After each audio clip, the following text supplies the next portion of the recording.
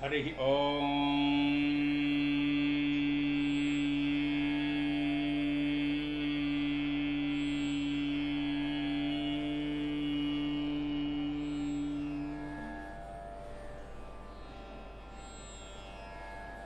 ఓం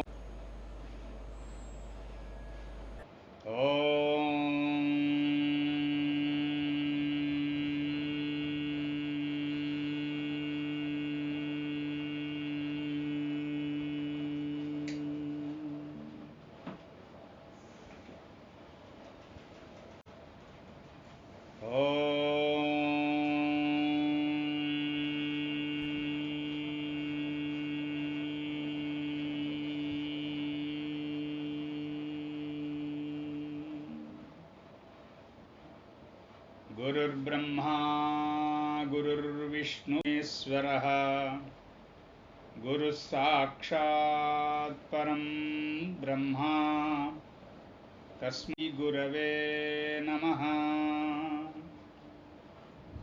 మూర్తిత్వే పరికల్పితస్య శిభృతో వర్త్మా పునర్జన్మనాం ఆత్మేత్యాత్మవిదాం క్రతుశ్చ యజతాం భర్తామరజ్యోతిషాం లోకానాం ప్రళయోథాయ శ్రుతౌ వాచన్నః సదదాత్వనేకకిరణః త్రైలోక్యదీపో రవిః యకిరాలకులాంబోధివిధుమానందరూపిణం అనంతార్యతనూజాతం కృష్ణం వందే జగద్గురుం శ్రీకృష్ణమాచార్యమనంతపుత్రం సత్సాధుమిత్రం కరుణార్ద్రనేత్రం గురుం గురూణాం పితరం పితॄణాం అనన్యశేషశరణం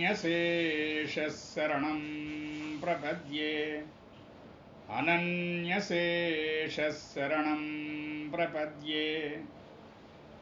అనన్యశేషశరణం శ్రీకృష్ణార్యశిష్యరాజం జ్యోతిశ్శాస్త్రప్రబోధకం శ్రీపథమార్గమార్తాండం లక్ష్మణార్యమహం భజే. ఇవాల్టి మన జ్యోతిష తరగతిలో శుక్రుని యొక్క భావశీలాధ్యాయంలో తృతీయ భావంలో శుక్రుడు స్థితి చెంది ఉన్నటువంటి జాతకాలకు కలిగేటువంటి నుంచి ప్రారంభిస్తున్నాం. ఇవాళ మనం శుభగ్రహాల జాబితాలో ఉన్నటువంటి శుక్రుడు తృతీయంలో గనక ఉంటే మనకి జాతకంలో మొట్టమొదట చాలా స్ట్రాంగ్ పాయింట్ ఏంటంటే విద్య విఘ్నం లేకుండా ముందుకు వెళుతుంది. సాధారణంగా చాలా ముఖ్యమైనటువంటి ఘట్టాల్లో జీవితంలో విద్య ఒకటి.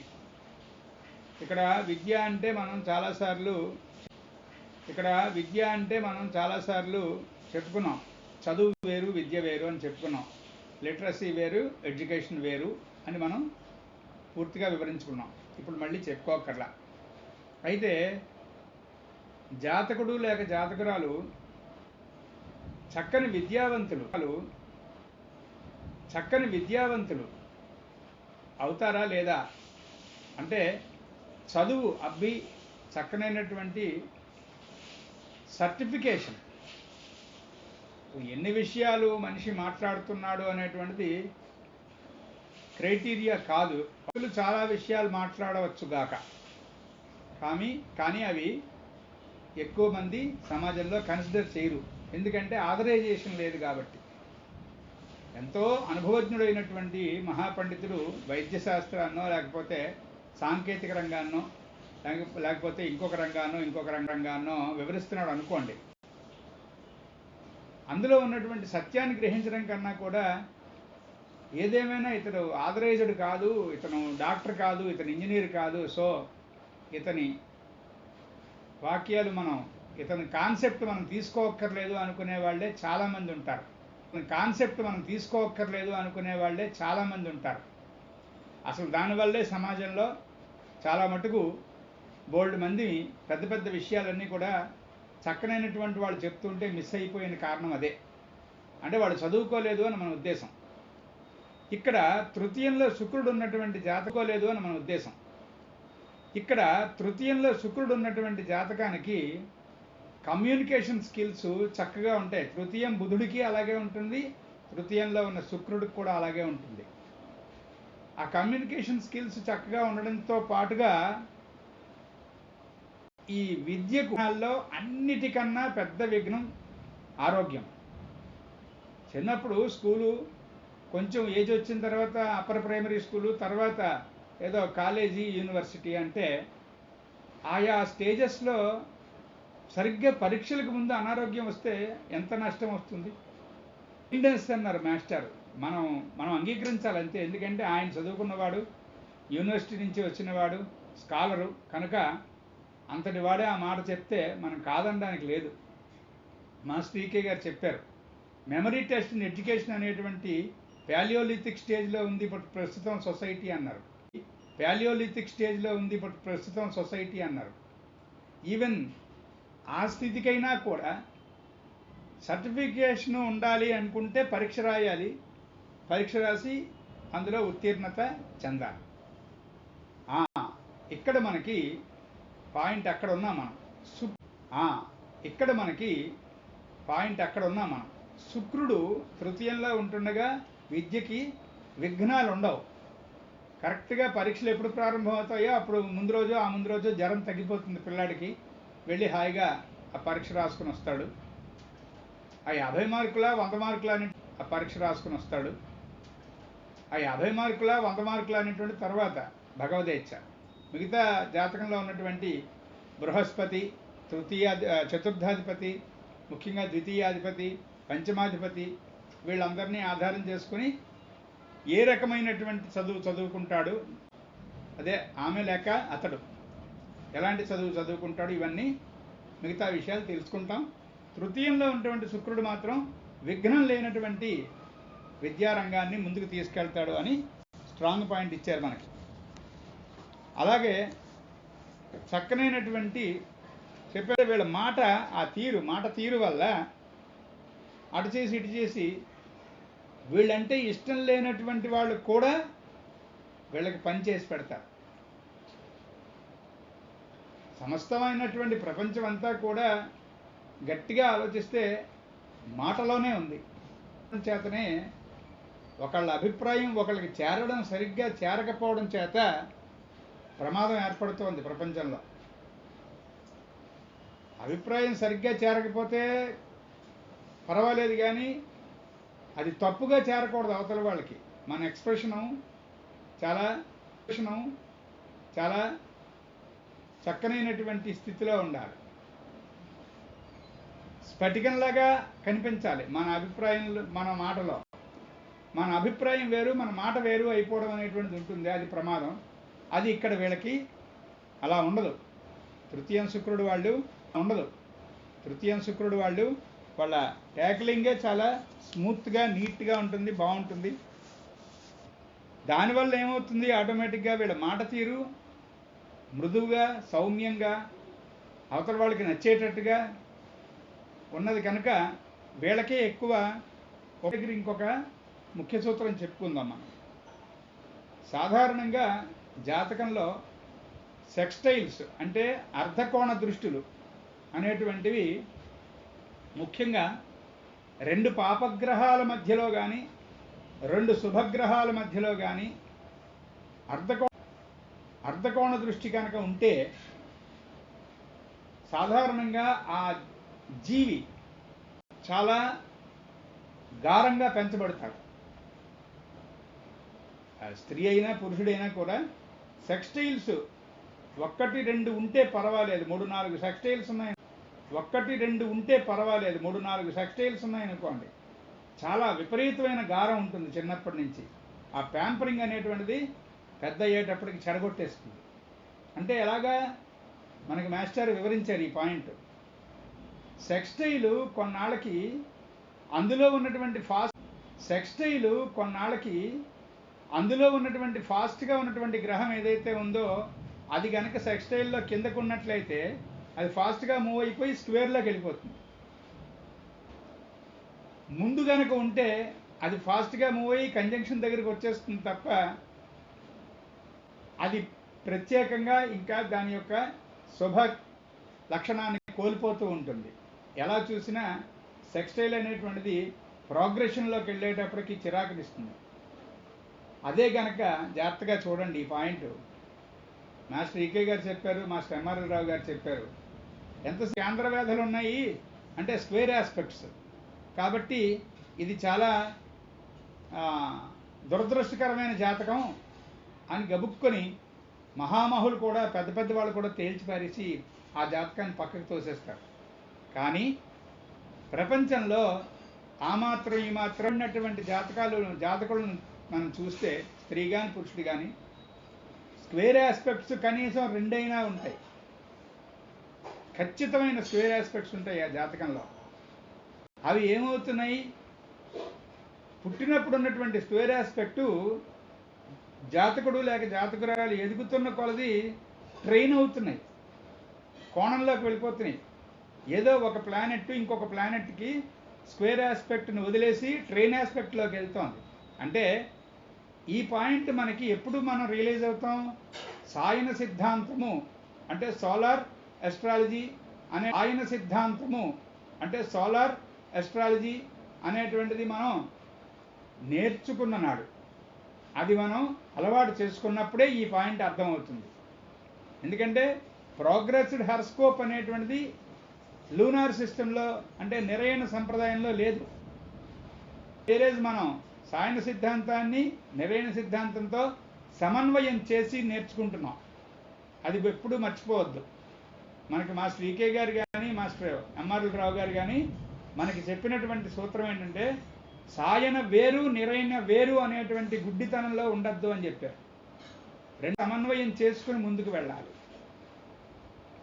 సూత్రం అంతా నిరయన అనుకుంటే అప్డేషన్ అనేటువంటిది సాయన అని గుర్తుపెట్టుకుంటే మనకి హాయిగా ఈజీగా ఉంటుంది, ముందుకెళ్ళగలం. తీస్తే ఈ ఆస్పెక్ట్స్ అనేటువంటి వేరేగా చెప్పుకుంటాం మనం.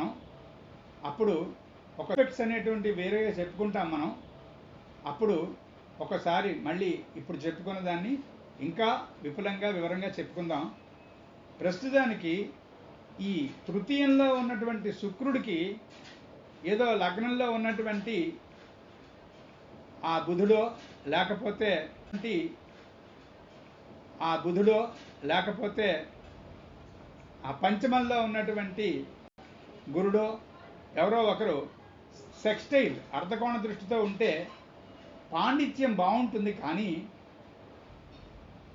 ఆ పెంపకంలో ఉన్నటువంటి గారం వల్ల ముందుకెళ్ళేటప్పటికీ జాతకుడు కొంత మొండితనంతో ఇబ్బంది పడి పాడైపోయే అవకాశం ఉంటుంది. అది చాలా జాగ్రత్తగా మనం మిగతా జాతకం అంతా చెక్ చేసి వార్న్ చేయాలి. అది మర్చిపోకూడదు. అందుకోసం నేను ఇదంతా వివరించవలసి వచ్చింది.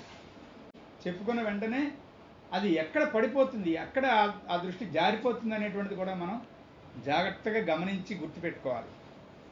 అందుకోసం ఈ వివరణ. వీళ్ళ ప్రయాణాలు అంటే షార్ట్ జర్నీసు అంటాం మనం. తృతీయం షార్ట్ జర్నీసు, నవమం 9వ ఇల్లు అంతా కూడా ఇంట్లో చూస్తాం.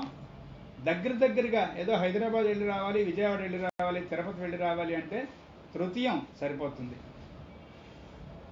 అంచేత ఆ తృతీయ శుక్రుడు ఖచ్చితంగా మనకి జర్నీలో సుఖాన్ని తర్వాత వీళ్ళకి చక్కనైనటువంటి దాక్షిణ్యం అంటారు చూసారా, అలాంటి చక్కనైనటువంటి లక్షణం. అంటే ఇక్కడ 2 అర్థాలు చెప్పుకోవాలి మనం.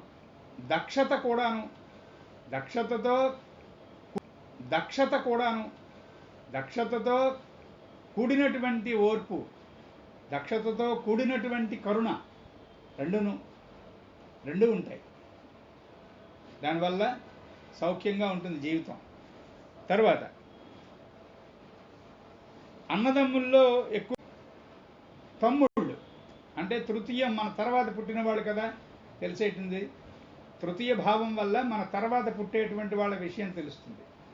ఏకాదశం వల్ల మనకన్నా పెద్దవాళ్ళ విషయం తెలుస్తుంది జాతకంలో. ఇలాంటివన్నీ మర్చిపోకూడదు. ఏ భావము ఏ కారక బాగా ముఖ్యమైనటువంటి విషయాలు ఏ ఏ భావాల వల్ల ఏ విధంగా బయటపడతాయి అనేటువంటివి వేరేగా రాసుకోవాలి.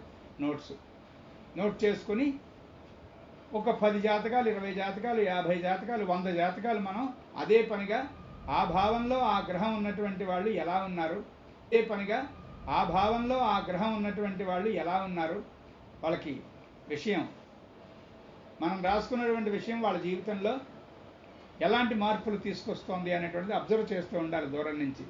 అదే శాస్త్రాధ్యయనం అంటే. అంచేత ఆ తృతీయంలో శుక్రుడు తర్వాత జన్మించేటువంటి వాళ్ళ తాలూకా ఉపయోగం ఎక్కువగా ఉంటుంది మనకి. తర్వాత కార్యసాధన అనేటువంటిది తృతీయ శుక్రుడికి కన్వీనియంట్గా ఉంటుంది. హర్డిల్స్ అనేటువంటివి ఎక్కువ ఉండవండి తృతీయంలో శుక్రుడు ఉంటే. తర్వాత కళలు అనేటువంటివి ప్రవేశం ఉంటుంది. ముఖ్యంగా రచన అనేటువంటిది వీళ్ళకి చాలా బాగుంటుంది. మంచి రచనలు అంటే చెత్తగా పిచ్చి పిచ్చిగా ఏదో పేపాలో శవం ఎవరికి పనికిరానటువంటి రచనలు కాకుండా 10 మందికి వినియోగపడేటువంటి రచనలు, అవి కేవలము కావ్యాలు సమానంగా ఉండేటువంటి అలాంటివైనా కావచ్చు, వేద సమానమైనటువంటి ఆధ్యాత్మికమైనటువంటి రచనలు కావచ్చు. సౌమ్యత, సమయము, సందర్భము అన్నీ చక్కగా ఉండేటువంటి రచనలు వీళ్ళు తృతీయ శుక్రుడు వాళ్ళు హాయిగా చేస్తారు. ఇక్కడికి మనం తృతీయ శుక్రుడిని కొంత చూసాం. స్వస్తి. తర్వాత స్వస్తి తర్వాత చతుర్థ శుక్రుడు. ఇక్కడ ఒక ముఖ్య విషయం చెప్తా. చతుర్థ శుక్రుడు చెప్పుకునేటప్పుడు మనం బృహస్పతిని అంటే గురుడు గురించి చెప్పుకున్నప్పుడు చతుర్థ గురుడు చాలా చక్కనైనటువంటి లక్షణాలు ప్రసాదిస్తాడు. చతుర్థ గురుడు చాలా చక్కనైనటువంటి లక్షణాలు ప్రసాదిస్తాడు. చాలా సేఫ్టీ ఉంటుంది ముహూర్తంలో అని చెప్పుకున్నాం, గుర్తుందో లేదో. లగ్నం నుంచి కానీ చంద్రుడి నుంచి కానీ చతుర్థంలో బృహస్పతి ఉన్నటువంటి ముహూర్తాలు ఏవైతే ఉంటాయో అవి చాలా సేఫ్టీగా ఉంటాయి. చాలా విషయాల్లో లగ్నంలో బృహస్పతి కన్నా కూడా చతుర్థంలో బృహస్పతి చాలా బలము అని ఒక ఆర్గ్యుమెంట్ ఉంది. నిజమే అది. లగ్నంలో బృహస్పతి ఏదో కోటి దోషాలు పోగొడతాడు, అంతకన్నా కూడా చతుర్థ బృహస్పతి చాలా బలం. సేమ్ యాజ్ ఇట్ ఈజ్గా ఇక్కడ చతుర్థ శుక్రుడు ఆ జాతకునికి లేక జాతకురాలకి జ్ఞానం ఒకటే కాకుండా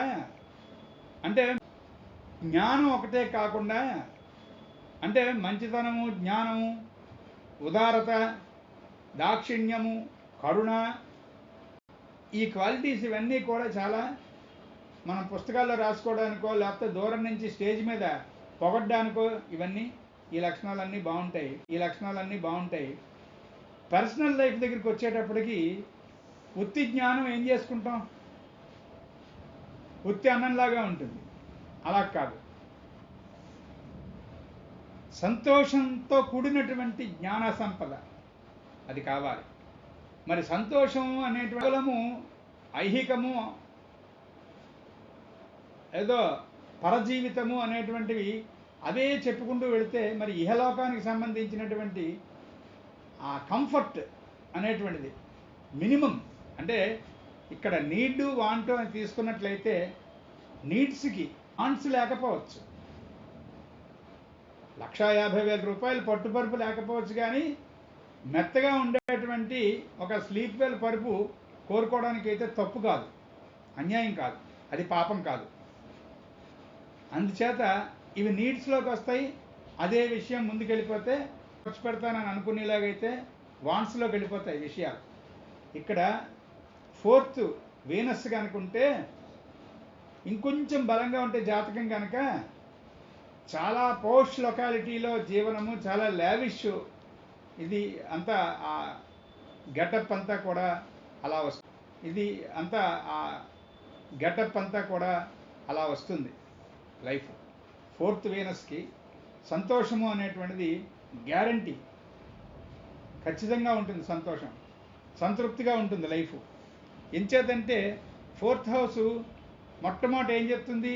చతుర్థ అంటే 4th హౌస్ మొట్టమొదటి ఏం చెప్తుంది?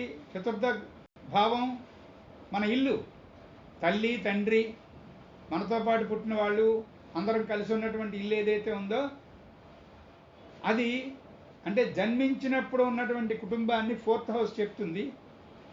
వివాహాన్ని 4th హౌస్ చెప్తుంది.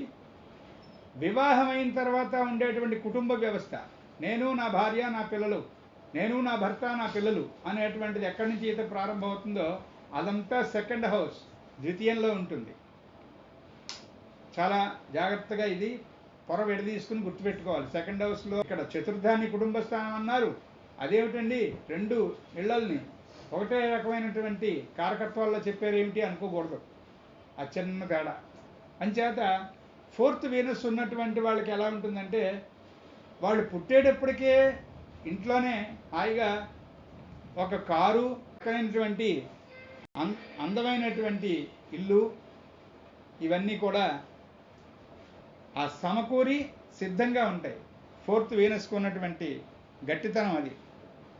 రెండోది, ఇప్పటి రోజులకి, ఇప్పుడు మనం అందరం జీవిస్తున్నటువంటి రోజుల్లో ఒక కుటుంబ కలహాలు సాధారణంగా ఇప్పుడు Uranus, Neptune, Pluto, Charon, link, Lilith, ఈ గ్రహాల యొక్క ప్రభావం భూమి మీద, భూమి జీవుల మీద ఉన్నప్పటి నుంచి కూడా, అంటే నా మీద ఉన్నప్పటి నుంచి కూడా, అంటే నాకు తెలిసి సుమారు ఒక 60-70 సంవత్సరాల పైమాటే, అంటే 1950 అని అనుకోవచ్చేమో, అప్పటికి ఇంకొంచెం ముందేమో, స్వతంత్ర సమయం దగ్గర చూసినట్లయితే అప్పటికే యురేనస్ ఎఫెక్ట్ ఉన్నది, నెప్ట్యూన్, ప్లూటో ఎఫెక్ట్స్ ఉన్నాయి భూమి మీద. అందుచేత కుటుంబ కలహాలు అనేటువంటివి చాలా ఛిద్రంగా చేసేస్తున్నాయి సమాజాన్ని. ఉన్నాయి ఇళ్లల్లో గొడవలు అనేటువంటివి, కుటుంబాల్లో పొరపచ్చాలు అనేటువంటివి శ్రీకృష్ణుడి కాలంలోనూ ఉన్నాయి కాబట్టే భారతంలో యుద్ధం జరిగింది. శ్రీరాముడి కాలంలో ఇంకా దారుణమైనటువంటి పరిస్థితులు జరిగాయి. తీస్తే ఇప్పుడున్నటువంటి మరీ దారుణంగా ఉన్నాయి. ఈ చతుర్థంలో శుక్రుడు ఉన్నటువంటి జాతకానికి కుటుంబ కలహాలు అనేటువంటిది ఆల్మోస్ట్ 0. జాతకానికి కుటుంబ కలహాలు అనేటువంటిది ఆల్మోస్ట్ 0%. అంటే చతుర్థంలో శుక్రుడు ఉండి శనితో కలిసి ఉన్నాడు అనుకోండి, అది శనికి నీచస్థానం. ఉదాహరణకి యారిస్ 4th హౌస్ అయ్యి అక్కడే వీనస్, అక్కడే శాటర్న్ ఉన్నారనుకోండి. కుజస్థానంలో శుక్రుడు చాలా పాపగ్రహం కింద సమానం.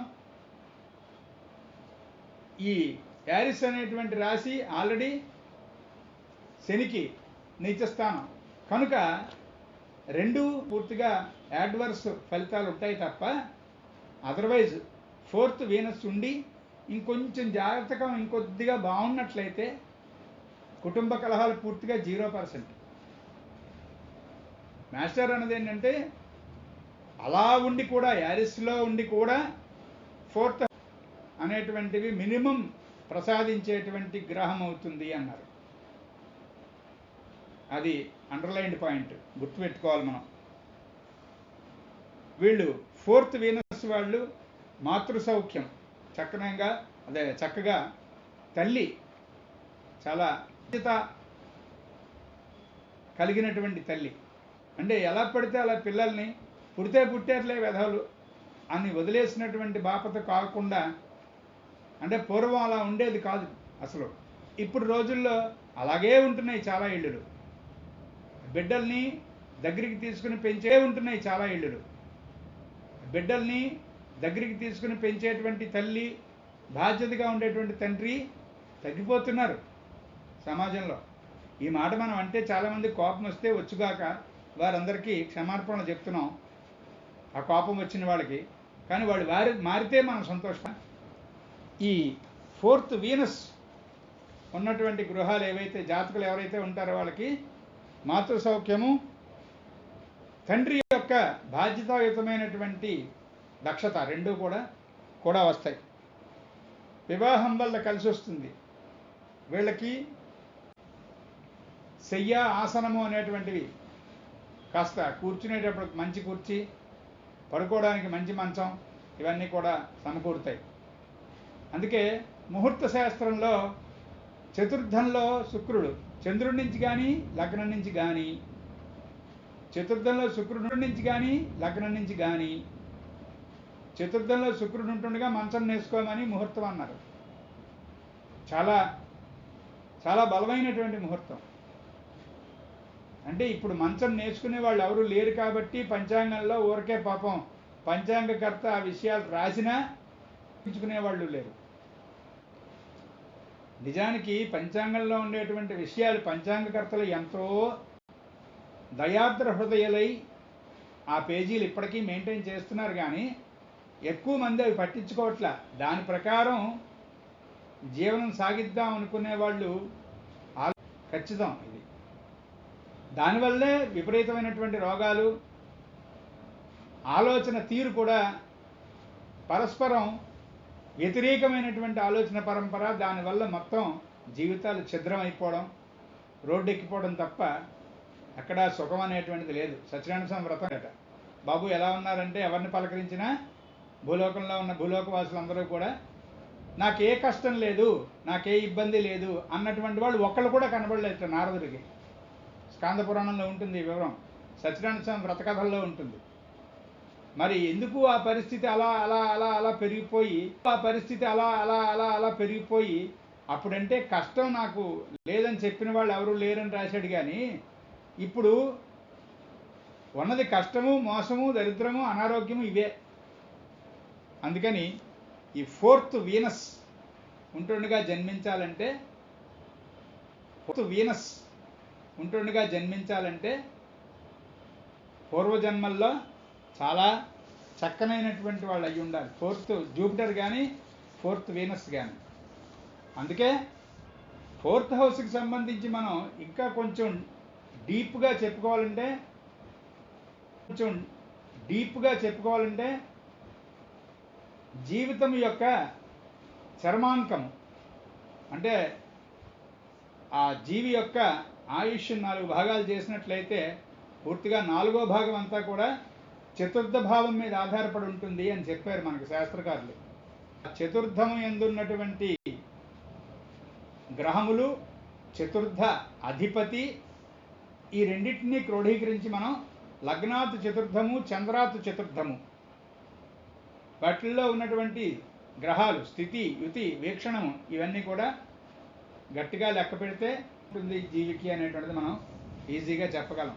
అలా చూసుకునే దాన్ని బట్టే మొదటి నుంచి జ్యోతిష్కుడు బాధ్యతాయుతమైన వాడైతే వచ్చినటువంటి ఆసామికి పృచ్ఛకుడు ఎవరైతే, అంటే పృచ్ఛకుడు అంటే ప్రశ్న వేసినవాడు, జాతకం పట్టుకొని మన దగ్గరికి వచ్చేయండి చూడండి అనేటువంటి వాళ్ళు ఎవరైతే ఉంటారో చతుర్థం చూసి, చిన్నవాళ్ళైనా మధ్య వయస్కులైనా పెద్దవాళ్ళైనా ఎవరైనా సరే, బాబు ఈ విధమైనటువంటి ఏర్పాట్లు చేసుకుంటూ ఉండండి మొదటి నుంచి, ఈ రకమైనటువంటి చదువు. అందుకే విద్యకు సంబంధించి పంచమ భావంతో పాటు చతుర్థ భావం కూడా చాలా జాగ్రత్తగా చూడాలి. చూసి ఇలాంటి చదువు చదువుకోండి.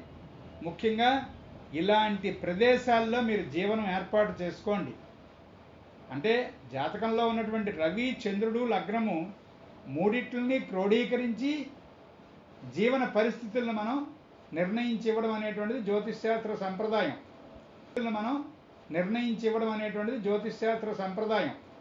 ఎందుకంటే దానికోసం purpose, the very much purpose behind Jyotisha is happy living, comfortable living, అది అది పక్క వాళ్ళకి పనికొచ్చేలాగా ప్రయోజనకరమైనటువంటి జీవితంలాగా ఉండేలాగా జీవి తరించడానికి ఇచ్చిన జ్యోతిష్కుడు బాధ్యతాయుతంగా ఆలోచిస్తే ఇలాగా ట్రైన్ చేయాలి అవతల వాళ్ళని.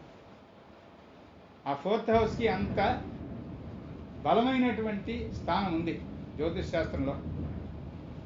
తర్వాత వీళ్ళ వార్ధక్యం చాలా బాగుంటుంది. ముఖ్యంగా ఇందులో ఉన్నటువంటి స్త్రీలు వాళ్ళు సుఖాన్ని ప్రసాదించేటువంటి వారు. కుటుంబంలో ఉన్న వాళ్ళకి ఆ ఇంట్లో ఉన్నటువంటి స్త్రీని చూసే ఆ ఇంట్లో అన్నం తినాలా లేదా కాసేపు కూర్చోవాలా లేదా చూడమన్నారు పెద్దలు. మనం వెళ్ళేటప్పటికి నవ్వుతూ కింద మంచినీళ్ళు ఇచ్చి ఏమండి బాబు రండి కుదరదు. మనం వెళ్ళేటప్పటికి నవ్వుతూ కింద మంచినీళ్ళు ఇచ్చి ఏమండి బాబు రండి కూర్చోండి అంటే అది వేరు. ఏంటి ఏం పని అంటే అది వేరు.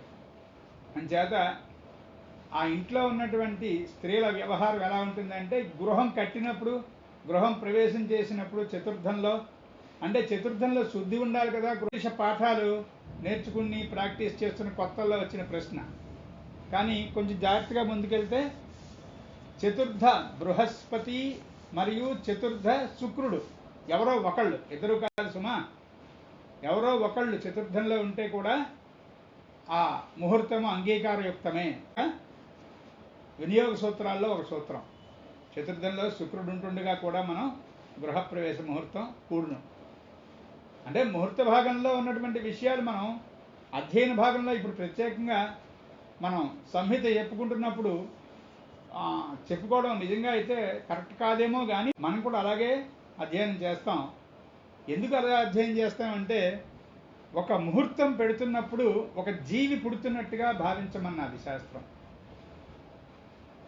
అలా భావిస్తూ ముహూర్త నిర్ణయం చేయగలగాలంటే ఈ హోర భాగం చెప్పుకుంటున్నప్పుడే మనం ముహూర్త భాగాన్ని ఇక్కడ సమన్వయం చేసుకుంటూ చెప్పుకుంటూ వెళ్ళాలి. అందుకోసం ఈ ప్రయత్నం. అంచేత చతుర్థ శుక్రుడు ఉన్నటువంటి గృహం ఏదైతే ఉందో ఆ గృహంలో చాలా సౌమ్యురాలు, చాలా సమర్థవంతురాలు, చాలా చక్కనైనటువంటి హృదయం కల స్త్రీ ఉంటుంది అని అర్థం. సమర్థవంతురాలు, చాలా చక్కనైనటువంటి హృదయం కల స్త్రీ ఉంటుంది అని అర్థం అన్నారు. మరి అలా ఉంటే హాయిగా గృహం సమస్తమైనటువంటి ఏర్పాట్లతోనూ సుఖంగా ఉంటుంది కదా. అంచేత సకలమైనటువంటి శుభ పరంపర, చక్కనైనటువంటి మిత్ర స్పర్శ అంతా చక్కనైనటువంటి మిత్ర స్పర్శ అంతా మైత్రి, మంచి మైత్రి ఉంటుంది వీళ్ళకి. మంచి మంచి ఫ్రెండ్స్ ఉంటారు. అంచేత ఈ చతుర్థ శుక్రుడు గురించి కొంత వివరం చూసాం. స్వస్తి. ఇక పంచమ శుక్రుణ్ణి చూద్దాం. అనేటువంటిది ఏ విషయాన్ని చెప్తోంది? ప్రధానంగా ఒక్కొక్క భావానికి మనం చిన్న చిన్న హెడ్డింగ్లు పెట్టుకుంచుకున్నాం. మరి అందరూ నోట్సుల్లో రాసుకున్నారనే అనుకుంటున్నాను నేను. పంచమ భావానికి ప్రధానంగా చెప్పినటువంటి విషయాలు ఏమిటి చెప్పమ్మా దీపక్కు?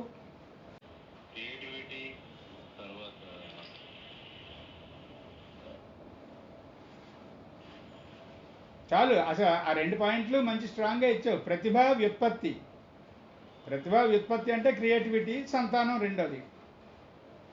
ఈ రెండు చాలా ప్రధానమైనటువంటి అంశాలు.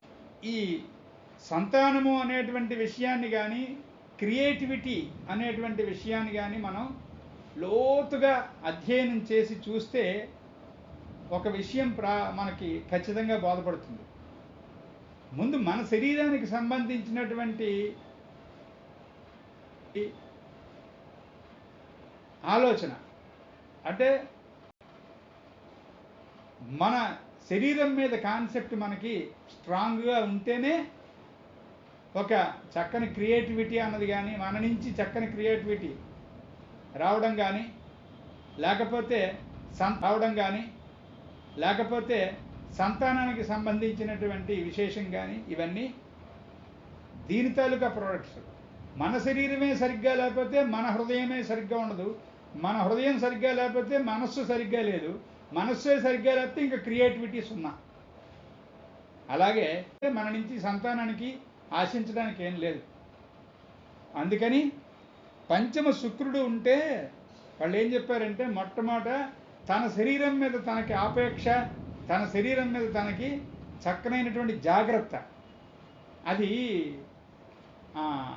అక్కడ చాలా జాగ్రత్తగా విడదీసుకోవాలి. ఎంతసేపు వాళ్ళ గురించి వాళ్ళే ఆలోచిస్తారండి, వాళ్ళ సౌఖ్యమే చూసుకుంటారండి అని అంటాను చూసారా, అలాంటి వాళ్ళు కాదు వీళ్ళు.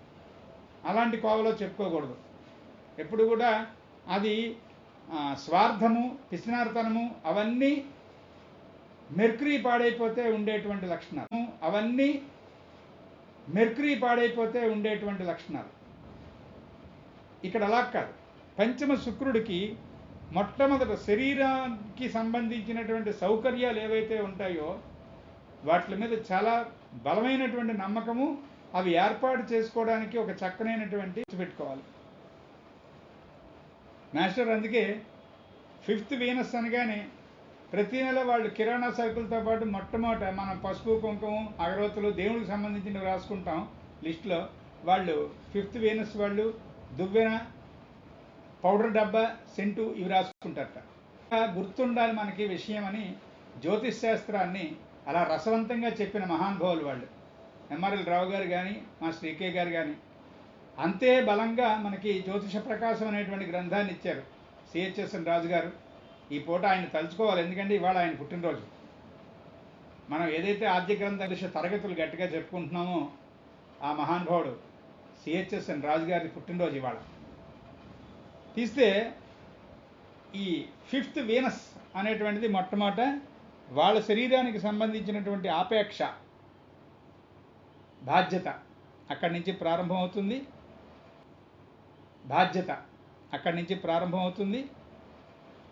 అంటే జీవితం ప్రతి జన్మలోనూ పుట్టినటువంటి జీవికి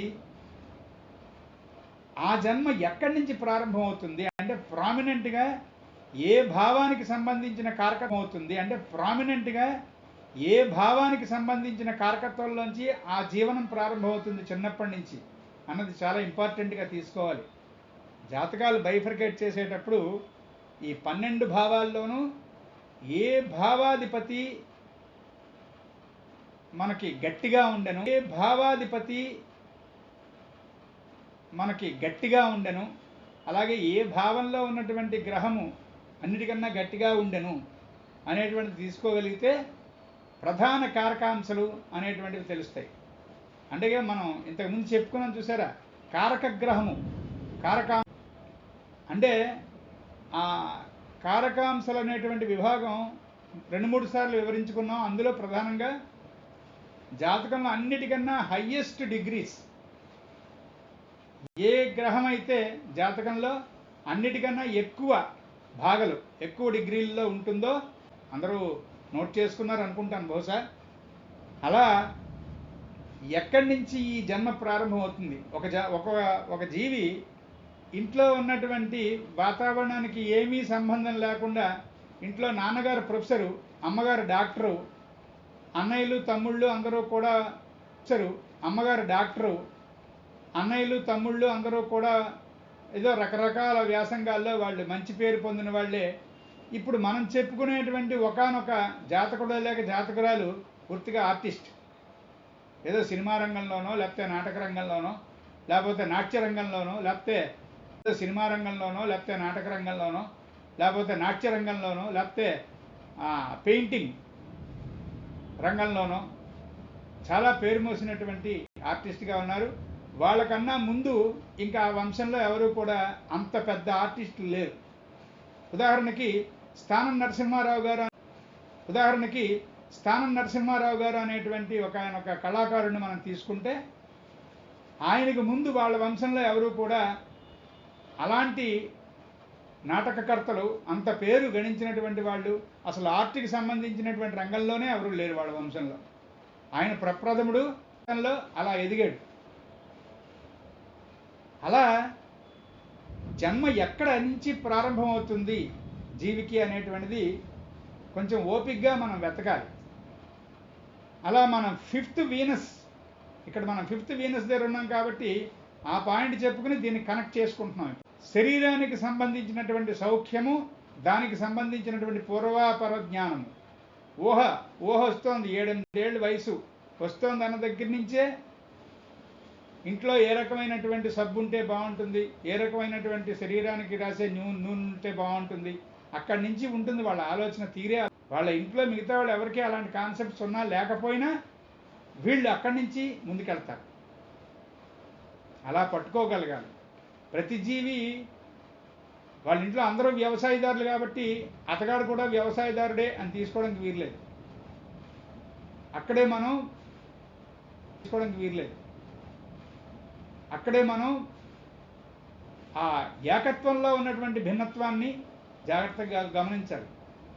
సోషల్ స్టడీస్లో మనకి ఒక మంచి సూత్రం ఉంది, ఏకత్వమున భిన్నత్వము, భిన్నత్వమును గల ఏకత్వము అని. యూనిటీ ఇన్ డైవర్సిటీ అంటారు చూసారా, అది మనం ఇక్కడ కూడా వాళ్ళ ఇంట్లో వాళ్ళందరూ ఇంజనీర్లే కాబట్టి ఇతను కూడా ఇంజనీరే అనడానికి లేదు. అది జాతకంలో ఆ జన్మ ఎక్కడి నుంచి ప్రారంభిస్తాడు ఆ జీవి అనేటువంటిది మనం చాలా జాగ్రత్తగా తీస్తే అప్పుడు ఆ జాతకాన్ని ఆపరేట్ చేయడం అనేటువంటిది మనకు తెలుస్తుంది. ఈ ఆపరేట్ చేయడానికి చంద్రుడు అనేటువంటివి 3 ఖచ్చితంగా మనం magnetic points of the life కింద తీసుకుని చాలా జాగ్రత్తగా పొరవిడదీయాలి. ఏ తత్వంలో లగ్నం ఉంది, ఏ తత్వంలో చంద్రుడు ఉన్నాడు, ఏ తత్వంలో సూర్యుడు ఉన్నాడు తీసుకుంటూ ఆ టోటాలిటీ అది అక్కడ ఉన్నటువంటి ఆ ఎనాలిసిస్ని ఒక పక్కన పెట్టుకుని దాంతోపాటు ఏ భావాధిపతులు గట్టిగా ప్రభావాన్ని కలిగి ఉన్నాయి, ఏ భావాల్లో గ్రహాలు గట్టి భావాన్ని కలిగి ఉన్నాయి అనేటువంటిది తీసుకోవాలి. అందుకే గ్రహము స్వక్షేత్రమున ఉండెనా, శత్రుక్షేత్రమున ఉండెనా, మిత్రక్షేత్రమున ఉండెనా, సమముగా ఉండెనా అనేటువంటిది ఎక్కడికక్కడ నోటికి వచ్చేయాలి. ఎంతసేపు జాతకం చూడగానే జ్యోతిష్ ప్రకాశం తీసి అందులో ఉన్నటువంటి టేబుల్స్ అన్నీ తీసి ఈ జన్మ మొత్తం మీద ఒక జాతకం కూడా పూర్తిగా చూడడం అవ్వదు. అలా లేకుండా 2-4, 2-2, 2-3-6, 2-4-8 అనేటువంటి ఆ స్పీడ్లో కనుక గుర్తు రావాలి విషయం అంటే అదే పనిగా రోజుకి 7-8-10 జాతకాలైనా చూడాలి. మనం వారానికి 2 రోజులు జ్యోతిష్, అది కూడా ఎప్పుడో మిగతా పని, రేషన్ షాప్లో ఉన్న పనులు, కిరాణా షాప్లో ఉన్న పనులు, ఇంట్లో ఉన్నటువంటివి, ఫంక్షన్స్, ఇవన్నీ అయిపోయిన తర్వాత అప్పుడు క్లాస్కి వస్తే వస్తాం, లేకపోతే లేదు. అది కూడా యూట్యూబ్లో ఫ్రీగా ఉంటుంది కాబట్టి తర్వాత ఎప్పుడో వినేద్దాం అనేటువంటి బద్ధకం. దానివల్ల శాస్త్రం అధ్యయనం అయితే అవదు, ఏదో పురాణ కాలక్షేపంలాగా వినేసి వెళ్ళిపోవడం అయిపోతుంది. ఈ 5th వీనస్ ఉన్నదని చెప్పేనే వీళ్ళకి ఆ కంటిన్యూటీ అనేటువంటిది ఉంటుంది. పర్పస్ ఆఫ్ లైఫ్ అనేటువంటిది చక్కగా ఒక ప్రత్యేకత సంతరించుకుంటుంది. అంటే ఆ జాతకంలో ఉన్నటువంటి శుక్రుడు సంతరించుకుంటుంది. అంటే ఆ జాతకంలో ఉన్నటువంటి శుక్రుడు ఏ భావాధిపతి అయి పంచమంలో ఉన్నాడు అనేటువంటి తీసుకుంటే ఆ భావానికి సంబంధించినటువంటి రంగంలో వీళ్ళు చక్కనైనటువంటి బాధ్యతతో ముందుకెళ్తారు అని చెప్తుంది 5th వీనస్. మంచి సంతతి. ఎప్పుడైనా సరే ఒకటి గుర్తుపెట్టుకోవాలి, ప్రతిసారి చెప్పుకుంటున్నాం మనం, ఆ పాయింట్ ఇప్పుడు కూడా చెప్పుకుంటాం. గ్రహము చెడిపోకుండా ఉండడము అనేటువంటిది ముఖ్యం. మనం 5th వీనస్ ఉన్నాడు కదా, మనం ఇప్పుడు చెప్పుకుంటున్నాం కదా, అదే పనిగా అదే గుర్తుపెట్టుకోవడానికి లేదు. ఆ ఉప్పల్ గారు మీరు చెప్పండి, 5th హౌస్కి ఎదురకుండా ఉన్నటువంటి భావం ఏది? ఆయన పాపం ఆన్ చేసి ఎక్కడో ఉన్నాడు ఆయన. ఓకే, పద్మగారు మీరు చెప్పండి, 5వ ఇంటికి ఎదురకుండా ఉన్న భావం ఏది? రైట్, ఉపయోగం ఏం లేదు, తీస్తే. అలా దీనికి ఎదురకుండా ఉన్నటువంటి గ్రహం ఏది చూస్తున్నది అనేటువంటిది ఎన్ని డిగ్రీల్లో ఉంది అని చూడాలి. మనం చాంద్రమానంలో చూసినా కూడా జాతకం ఏ నక్షత్ర పాదంలో యువతల గ్రహం ఉంది, దీన్ని చూస్తున్నటువంటి గ్రహం ఏ నక్షత్ర పాదంలో ఉంది అది కూడా చూస్తారు పాపం వాళ్ళు. అంటే డిగ్రీని చూస్తున్నట్టే, కాకపోతే ఒక 3 డిగ్రీలు ప్లస్ ఆర్ మైనస్ అవుతుంది. నక్షత్ర పాదం అంటే 3.20 డిగ్రీలు కదా, 3.20. నక్షత్ర పాదం అంటే 3.20 డిగ్రీలు కదా, 3.20. కాబట్టి ఏ నక్షత్ర పాదంలో ఆ గ్రహాలు 2 ఒకదాన్ని ఒకటి చూసుకుంటున్నాయి అనేటువంటిది గమనించాలి. ఆ నక్షత్ర అధిపతి ఎవరు అనేటువంటిది గమనించాలి. మనం చూసేస్తున్నామంటే రాశ్యాత్ గ్రహాన్ని చూసి ఉపయోగం లేదండి. కేవలము ఈ రాశిలో ఈ గ్రహము అనేటువంటిది చాలా చాలా చైల్డిష్నెస్ని సూచిస్తుంది. ఆ రాశిలో ఆ గ్రహం అందరికీ ఉండవు. ఎందుకంటే ప్రతి రాశిలోనూ మనకి నక్షత్ర పాదాలు 9 ఉన్నాయి. మూడు నక్షత్రాల తాలూకా ప్రభావం ఖచ్చితంగా ఉంటుంది. అశ్విని, భరణి, కృత్తిక, మేషం, కృత్తిక, రోహిణి, మృగశిర, వృషభం, మృగశిర, ఆర్ద్ర, పునర్వసు, మిథునం, పునర్వసు, పుష్యం, ఆశ్లేష, ఇలాగా ప్రతి రాశిలోనూ మూడేసి నక్షత్రాలు ఉన్నాయి మనకి. మరి ఏ నక్షత్రంలో ఈ గ్రహం ఉంది, ఆ నక్షత్రంలో ఏ పాదంలో ఉంది, అది కూడా పుచ్చుకోవాలి కదా. అలా చూసుకుంటూ వెళితే మనకి సరైనటువంటి రిజల్ట్స్ని యాజ్ ఇట్ ఈజ్గా మనకి ఇస్తుందా లేదా అనేటువంటిది మనకి ఆ తేడా తెలుస్తుంది. దాని నిష్పత్తి తెలుసుకోవాలి. పరాశర హోరలో చెప్పాడు మనకి, రాశి ప్రారంభంలో ఉన్నటువంటి గ్రహము, రాశి మధ్యంలో ఉన్నటువంటి గ్రహం, రాశ్యాంత్యంలో ఉన్నటువంటి గ్రహము ఒకే ఫలితాన్ని ఇవ్వవు, ఖచ్చితంగా ఇవ్వవు. అలాగే రాశికి ఎలాంటి సూత్రం చెప్పబడిందో అది భావానికి కూడా అదే సూత్రం. భావ ప్రారంభంలోనా, భావ మధ్యమంలోనో, భావాంత్యంలో ఉందా గ్రహం. మనకైతే ప్రోగ్రెస్డ్ హారోస్కోప్ అనేటువంటిది కూడా చాలా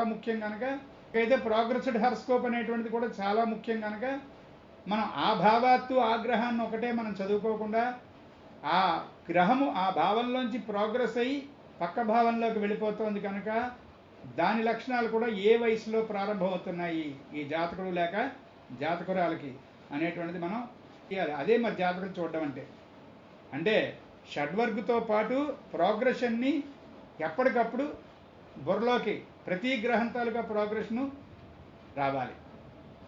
అలా రావాలంటే ఏం చేయాలి? ఖాళీ ఉన్నప్పుడల్లా ఒక 3-4 సంవత్సరాల పాటు ఏ రోజు మిస్ అవ్వకుండా ఎఫ్మెరిస్ని అదే పనిగా చూస్తూ ఉండాలి. అప్పుడు మనకి మార్స్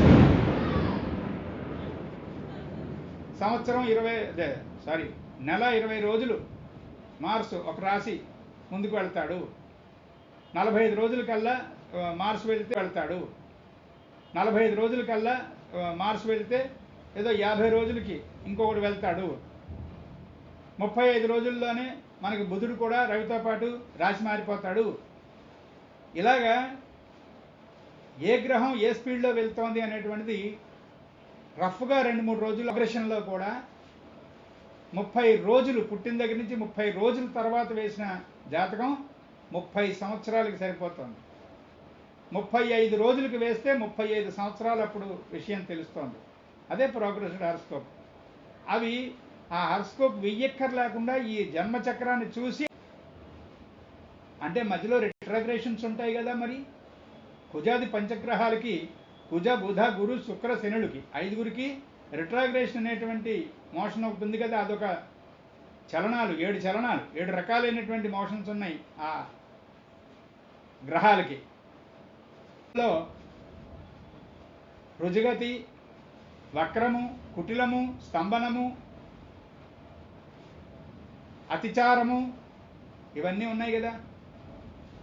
ఇవి ఎప్పుడెప్పుడు ఏ గ్రహానికి ఏ రకంగా ఏర్పడతాయి దానికి కూడా సూత్రం ఉంది. అంటే ఆ సూత్రము మనకి హోర భాగంలో కాకుండా సిద్ధాంత భాగంలో ఉంది. మనం హోరే సరిగ్గా ఒక 20-25 పుస్తకాలు గట్టిగా చదువుకుంటే కనీసం చదువుకుంటే హోరశాస్త్రం ఎవరైనా చెప్పినప్పుడైనా మనకు అర్థం కావడం మొదలెడుతుంది. ఇక్కడికి ఇదే లేకపోతే మనం సిద్ధాంత భాగంలో ఎప్పటికి వెళ్ళాం. సిద్ధాంత భాగంలో ముఖ్యంగా బృహత్ సంహిత భాగంలో సిద్ధాంత భాగంలో ఆర్యాభట సిద్ధాంతం అవన్నీ చెప్పుకోవాలి. సూర్య సిద్ధాంత భాగాలు పక్కకు పెడితే ముందు చెప్పుకోవాలి. సూర్య సిద్ధాంత భాగాలు పక్కకు పెడితే ముందు సంహితైనా కొంత వారితో పాటు అప్పుడప్పుడు కొంతైనా చదువుకోవాలి. అలా చూస్తే మనకి ఆ గ్రహం ఆ భావంలో ఉన్నప్పుడు అలాంటి ఫలితాన్ని ఎందుకు ఇస్తోంది అనేటువంటిది తెలుస్తుంది. అధ్యయనం ఎప్పుడు కూడా అలా చూసినటువంటి వాళ్ళు ఇచ్చిన నోట్సే ప్రస్తుతానికి మనకు ఆధారంగా ఉంది. మనం అక్కడికే అధ్యయనం పూర్తి అయిపోయినట్టు అనిపిస్తోంది మనకి. కాదు, తీస్తే ఈ పంచమంలో ఉన్నటువంటి బృహస్పతి ఎంత చక్కగా మనకి బిడ్డల్ని ప్రసాదించడం అనేటువంటిది బలంగా ఉంటుందో, పంచమంలో శుక్రుడు కూడా మంచి వినయవంతులు, చక్కనైనటువంటి లక్షణం కలిగినటువంటి పిల్లలు పుడతారు. వాళ్ళు విద్యావంతులు, వాళ్ళు లలిత కళలు తెలిసిన వాళ్ళు. అంటే 5th వీనస్ ఉన్నటువంటి వాళ్ళే మంచివాళ్ళు, వాళ్ళ పిల్లలు కూడా శుభ్రమైనటువంటి వాళ్ళు. మంచి స్నేహ తాలూకు అనుబంధంతో సుఖము సౌఖ్యము అనేటువంటివి ఉండి జీవితంలో హాయిగా ముందుకు వెళ్ళేటువంటి జాతకం అది. ఇలా 5th వీనస్ జాగ్రత్తగా ఇంకా అధ్యయనం చేయవలసి ఉంది. మనం వచ్చే తరగతిలో పంచమ శుక్రుడు. స్వస్తి స్వస్తి ప్రజాభ్యః పరిపాలయంతాం న్యాయేన మార్గేణ మహిమహీషాః గోబ్రాహ్మణేభ్యः శుభమస్తు నిత్యం. లోకాः సమస్తాः సుఖినో భవంతు. ఓం శాంతి శాంతి.